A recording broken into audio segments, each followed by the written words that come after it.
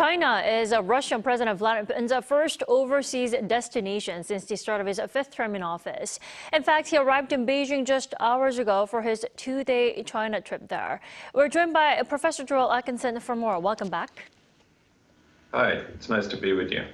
So, Russian President Vladimir Putin is making a two-day visit to Beijing on Thursday and Friday, today and tomorrow. Why not? Why China as the first stop?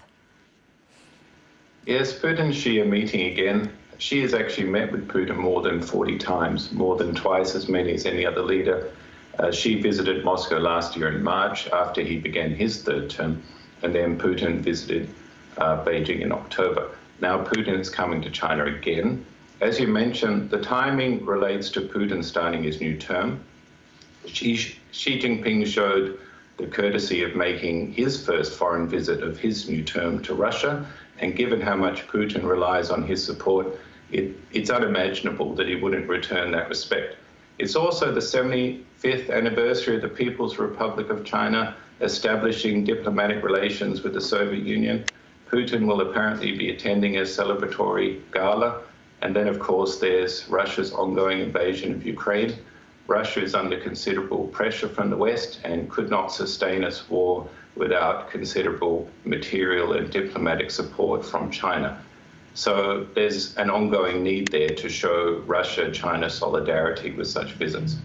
Indeed. Now, Putin is in Beijing at the moment, but he's also making a stop in Harbin. Why the city Harbin? What significance does this particular city hold for Russia and China? Well, Harbin is the capital of Heilongjiang province. It is significant because it borders Russia, and there's been growing economic cooperation between the two countries through that region, for example, with a free trade zone. And in Harbin, Putin will be attending the opening of the China-Russia Expo and the China-Russia Forum on Interregional Cooperation. And Putin said in an interview with China's news agency Xinhua that Moscow-Beijing ties are at their finest levels. What will the two sides try to get out of each other this time, for their own benefit? Well, there's considerable amount of symbolism involved. It sends a strong message that China and Russia have profound cooperation that won't change. It shows that when the West is thinking about its approach to Ukraine, it must reckon with the fact that the considerable weight of China is behind Russia, and when the US and Japan and others are seeking to deter China from using force against Taiwan or the Philippines and so on, then this cooperation with Russia is going to make that much more difficult for them, so they should take a step back. It also shows the people of each country and the rest of the world that the US doesn't set the global agenda anymore. Definitely. A key concern for Russia a key concern for Russia is that it's not subordinated to Beijing.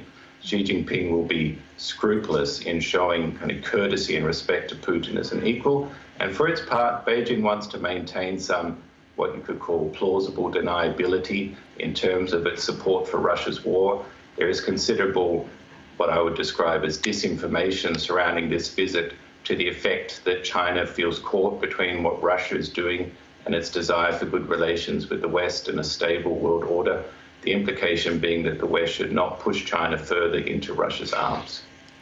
Then let's talk about the deals that are expected to come out of the visit. What fields and what deals can we expect? Well, Beijing and Moscow are saying that the two leaders will outline priorities for further practical cooperation, as they call it, and sign a joint statement, some bilateral documents. Moscow is apparently hoping for progress on the Power of Siberia 2 gas pipeline project.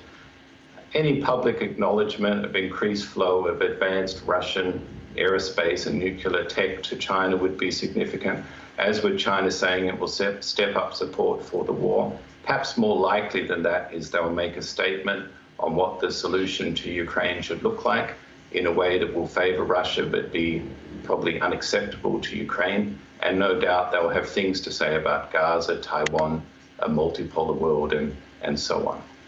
Right. Before I let you go, Professor Atkinson, speculations are high that Putin will head over to North Korea after his China trip. Now, why right after China? What will he seek in his possible North Korea trip? Yeah, so a visit would be after China because it would be disrespectful for China for him to go to North Korea first. Also, such a visit is more sensitive. It may happen with little forewarning. Kim visited Russia last year, so Putin may have chosen this as the time to reciprocate. If Putin goes now, it'll be to ensure continued cooperation in terms of weapons and other support for the Ukraine war. In return, North Korea can show Seoul and Washington that their isolation campaign has been unsuccessful, not just diplomatically, but practically in terms of limiting North Korea's access to nuclear and missile technology. Indeed. All right, Professor Atkinson, thank you so much for your insight this morning. As always, we appreciate it. Yeah, thank you.